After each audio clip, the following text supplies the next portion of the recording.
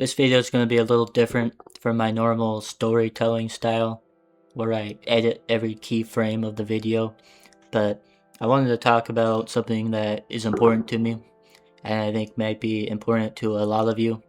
There's been a lot of controversy lately around physical media over the last few years, especially recently. It really reached a all-time high, I think, when GTA 6 started releasing empty DVD cases. And then about a week later, Sony announced that they were ending all physical merchandise entirely. A lot of people were angry over the fact that they will no longer have access to physically own a game. But I think we have a bigger problem. Something that people should spend a little more time focusing on is the fact that this problem is that Sony has the ability to restrict product access entirely on your console. It doesn't matter if you physically own the video game disc. It doesn't matter anymore. If they ban your account, if they lose legal rights to the distribution of the game, they can still banish you from it. Here's a good example to think about. Maybe a year or two ago now, some kid named himself Twinklink on Nintendo Switch, and Nintendo promptly bricked their brand new console. They couldn't use it, they wouldn't refund it. It was a violation of their terms and conditions. And this is a trend we see everywhere on every major platform for any type of product. Most people don't own their games.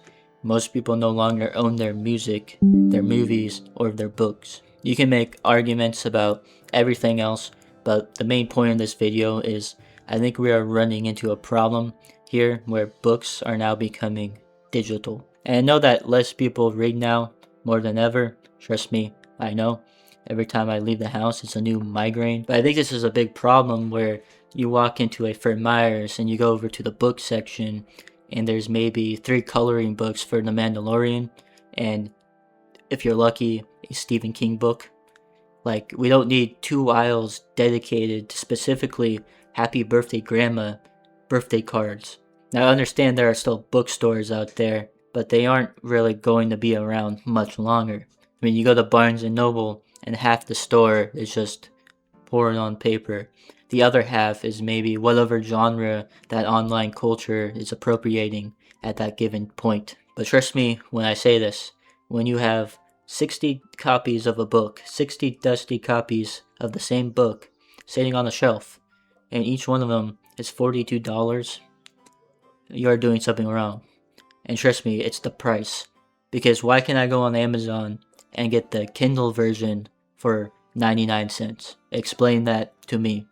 It's weird because when games went digital, one of the big ideas was that the companies no longer had to front the costs to distribute the games.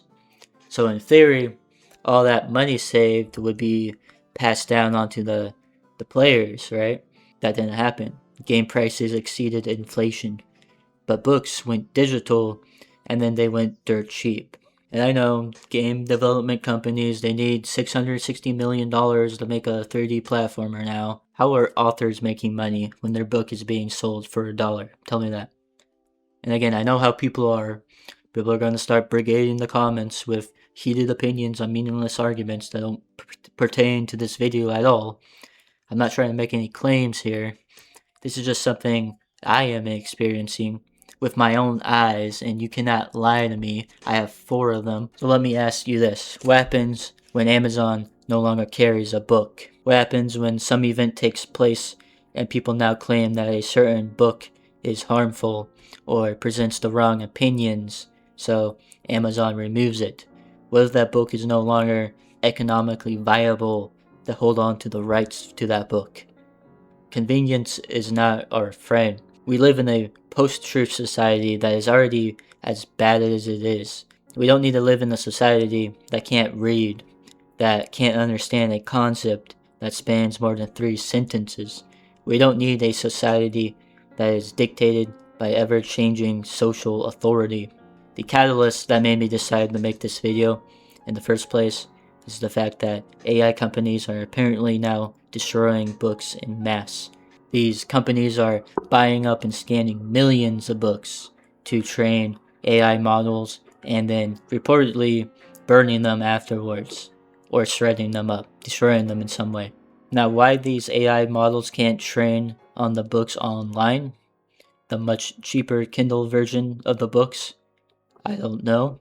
Seems like it would be a lot easier to scan a perfect PDF than develop extra layers of technology that then have to scan the book and translate real world books and flip each page and negotiate through every coffee spill or page tear or crossed out magic word in Huckleberry Sam. But I don't know, I just don't understand AI, and I'm fine with that. I don't care. I don't care if that makes me look like an idiot or uneducated to you, some random person online. I don't care. I have better things to spend my time worrying about. One of those things is having books in the future, having a world where my kids can read books and actually learn from something that's not a stupid cell phone device. And I'm not even like a hater of AI. I believe it has many uses. I don't hate AI. I don't believe in burning down data centers or any of that other hippie crap.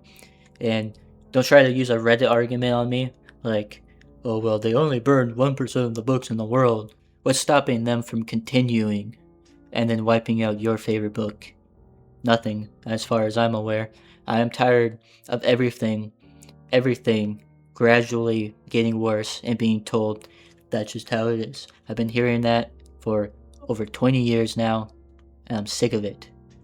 It's just not that big of a deal. It's not a big deal. And what solution do I propose to fix the problem I am complaining about? Well, it's very simple. I'm not saying we need to make books cheaper. I'm not saying to mass produce physical books or remove the online options. I'm just saying maybe let's not start burning books. It's just that simple. But please let me know what you think. Is it just me who feels like physical books are being phased out, possibly on purpose, or am I just crazy?